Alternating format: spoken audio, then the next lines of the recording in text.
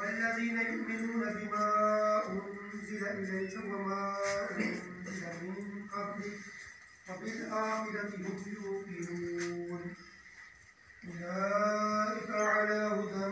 من ربهم وأولئك هم المفلحون وإلهكم إله واحد لا إله إلا هو الرحمن الرحيم إن رحمة الله قريب من المحسنين وآخر دعواهم أن الحمد لله رب العالمين وما أرسلناك إلا رحمة للعالمين ألا إن أولياء الله لا خوف عليهم ولا هم يحزنون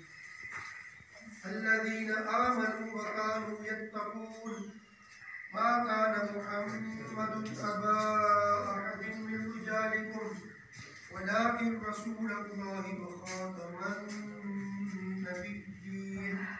وكان الله بكل شيء عليما.